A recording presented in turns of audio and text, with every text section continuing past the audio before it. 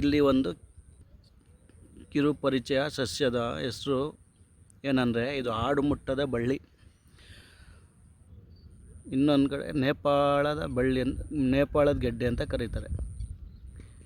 ಇದು ಆಡುಮುಟ್ಟದ ಬಳ್ಳಿ ವಿಶೇಷತೆ ಏನಂದರೆ ಕೆಲವರಿಗೆ ಮದ್ದು ಹಾಕಿದ್ದಾರೆ, ಕೈ ಮಸ್ಕಿ ಹಾಕಿದ್ದಾರೆ ಅಂತ ಕೆಲವರಿಗೆ ಊಟ ಸೇರಲ್ಲ, ತುಂಬ ಕಷ್ಟದಿಂದ ಏನಾನ ಕಷ್ಟ ಹೊಟ್ಟೆ ನೋವು ಅದು ಇದು ಅಂತ ಇರ್ತಾರೆ.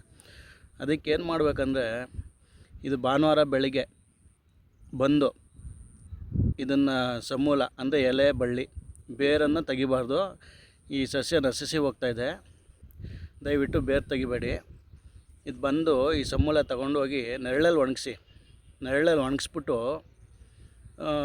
ಪುಡಿ ಮಾಡಿ ಪೌಡ್ರ್ ಮಾಡಿ ವೀಳ್ಯದೆಲೆಯಲ್ಲಿ ಅವನಿಗೆ ಯಾರು ಕೈ ಮಸ್ಕೆ ಮದ್ದು ಹಾಕಿದ್ದಾರೆ ಅಂತ ಅಂತಾರಲ್ಲ ಅವನ್ನ ಒಂದು ಬಿಸಿಲಲ್ಲಿ ನಿಲ್ಲಿಸಿ ಒಂದು ಅರ್ಧ ಗಂಟೆ ಬಿಸಿಲಲ್ಲಿ ನಿಲ್ಲಿಸಿ ಒಂದು 20 ನಿಮಿಷ ನಿಲ್ಲಿಸ್ಬಿಟ್ಟು ಇವ್ರಿಗೇನು ಮಾಡಬೇಕಂದ್ರೆ ಆ ವೀಳ್ಯದೆಲೆ ಕೊಟ್ಟರೆ ಅವ್ರಿಗೆ ವಾಮಿಟ್ ಆಗುತ್ತೆ.